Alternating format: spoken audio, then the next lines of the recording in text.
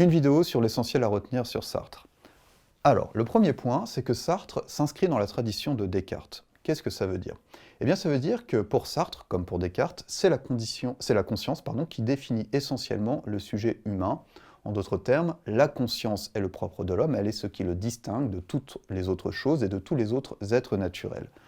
Deuxième point, pour Sartre, ça c'est une idée à laquelle il tient énormément et qui traverse toute sa philosophie, l'homme est essentiellement libre, on a aussi cette idée chez Descartes, et ça conduira Sartre notamment, on va le voir juste après, à formuler une critique de l'inconscient, notamment de l'inconscient freudien. Alors, on a dit que Sartre s'inscrivait dans la continuité de Descartes en faisant de la conscience le propre de l'homme, mais il va apporter quand même quelques modifications à cette idée que la conscience est le propre de l'homme. Et Sartre, en effet, va distinguer deux types de conscience. On peut être conscient de deux façons différentes. Alors la distinction n'est pas forcément évidente, mais il faut quand même la connaître pour bien comprendre la suite. Sartre nous dit qu'il existe deux types de conscience. Le premier mode de la conscience, c'est ce qu'il appelle la conscience réfléchie. Alors qu'est-ce que la conscience réfléchie? En fait, la conscience réfléchie, c'est une conscience qui prend sa propre activité de conscience pour objet.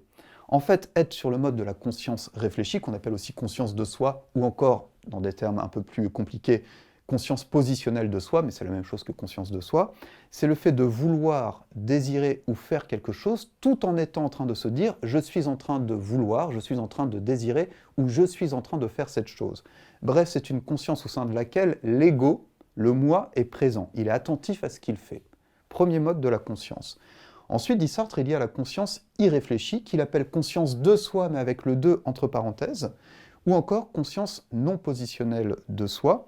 Alors qu'est-ce que cette conscience? Eh bien, c'est une conscience qui est absorbée dans son objet. C'est une conscience qui ne prend pas sa propre activité de conscience pour objet. C'est une conscience, du coup, qui est impersonnelle. Et, du coup, l'ego n'est pas présent. Alors, pour bien comprendre la différence entre ces deux types de conscience, on peut prendre des exemples. Le premier exemple, c'est l'exemple du musicien. Prenons par exemple un jeune musicien qui apprend à faire de la guitare. Quand il apprend à faire de la guitare, ses premiers mouvements, il est tout entier à ce qu'il fait. Il est très concentré sur les mouvements de ses doigts, etc. Donc son ego est présent, son moi est présent. Et puis, au fur et à mesure qu'il progresse, il va jouer de la guitare sans forcément penser systématiquement à tout ce qu'il fait.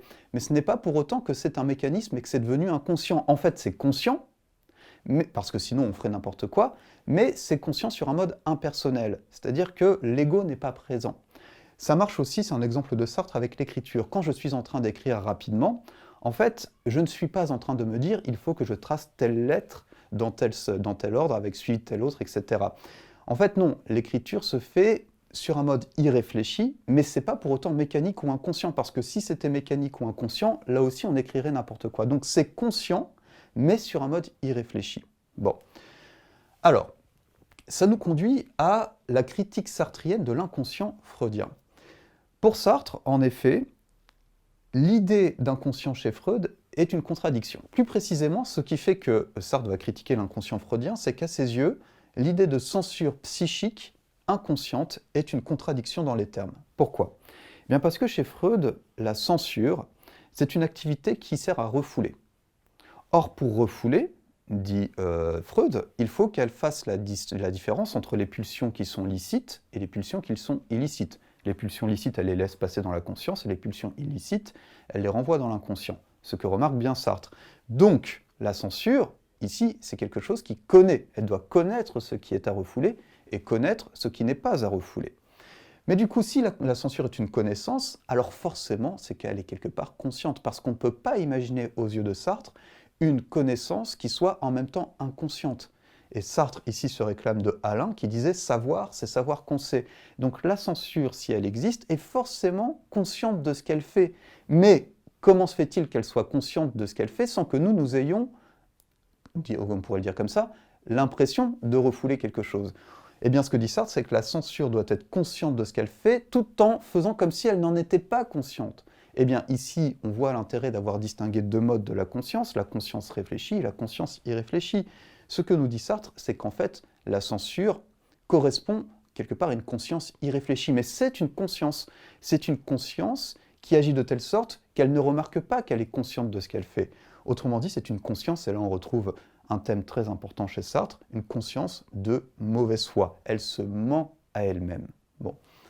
Alors, La mauvaise foi, c'est quelque chose qui est très important chez Sartre et qu'on va pouvoir rattacher à sa grande thèse, qui est celle de l'existentialisme, et qui est que l'existence précède l'essence. Bon, qu'est-ce que ça veut dire? Ça veut dire que l'homme existe d'abord et qu'il lui revient ensuite de se choisir une essence, à la différence de l'objet dont l'essence a d'abord été conçue dans la tête de quelqu'un, par exemple un téléphone. Il a d'abord été pensé dans la tête de quelqu'un, puis porté à l'existence. Et une fois que le téléphone existe, eh bien, il ne peut pas changer d'essence. L'homme, lui, existe d'abord et il doit ensuite se choisir une essence. Autrement dit, l'homme est radicalement libre d'être ce qu'il veut être.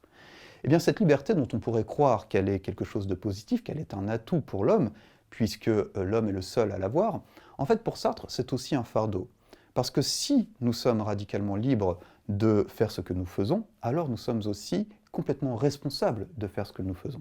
Donc la liberté peut, là, être envisagée comme un poids, comme un fardeau.